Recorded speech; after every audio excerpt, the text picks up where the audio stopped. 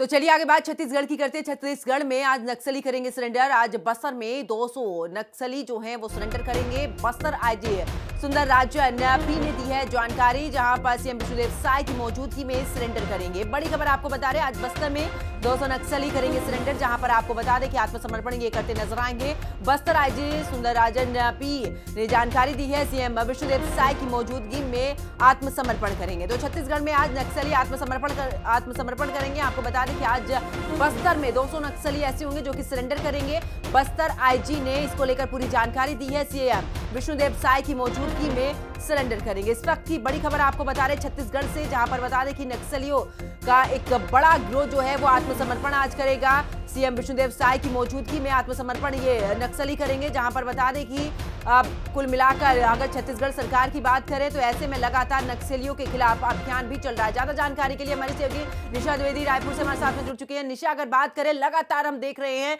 कि जो कुख्यात नक्सली हैं उन्होंने भी इससे पहले आत्मसमर्पण किया, लेकिन आज क्योंकि बड़ी संख्या में 200 नक्सली ऐसे होंगे जो कि आत्मसमर्पण करेंगे सीएम की मौजूदगी में।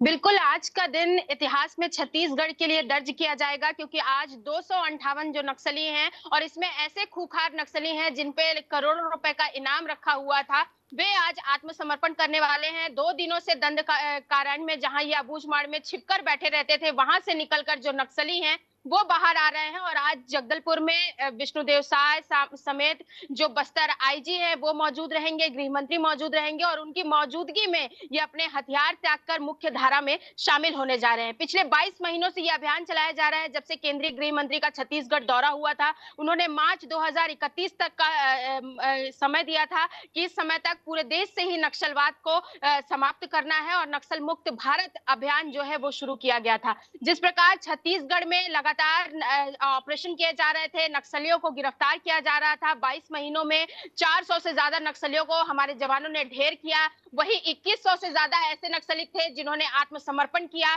1785 नक्सली ऐसे थे जिन्हें गिरफ्तार किया गया था और ये आंकड़ा अब बढ़ने वाला है, क्योंकि आज 258 ऐसे नक्सली हैं जो एक साथ आत्मसमर्पण करके मुख्य धारा से जुड़ रहे हैं। सरकार की भी एक बड़ी उपलब्धि कह सकते हैं, क्योंकि नियत निलानार योजना जिस प्रकार ये बहुत चर्चा में रही और ये नक्सलियों को मुख्य धारा से जुड़ने के बाद जिस प्रकार उनके जीवन को बदल रही है, इसमें इस योजना का बहुत बड़ी भूमिका रहेगी। इसी के साथ नक्सल मुक्त छत्तीसगढ़ की ओर अब हम बढ़ रहे हैं। बस्तर जो कभी गोली के लिए जाना जाता था, बंदूकों के लिए जाना जाता था, अब वो बस्तर विश्वास और शांति के साथ आगे बढ़ेगा और वहां भी जंगल से लेकर सड़क तक जिस प्रकार बस्तर को सुनहरा बस्तर करने की जो कोशिश है वो सरकार कर रही थी, उस ओर अग्रसर हो रहे हैं। फिलहाल आज का दिन बेहद खास होगा। 258 जो नक्सली हैं वो लगभग बिल्कुल, लेकिन निशा देखिए, क्योंकि जिस तरीके से एक पूरा लक्ष्य जो है वो सरकार की तरफ से बात करे या फिर गृह मंत्रालय की तरफ से कहे, कुल मिलाकर ये भी कहा गया था कि ये जो समय है अब आखिरकार वो अंतिम चरण में हम आ चुके हैं, जब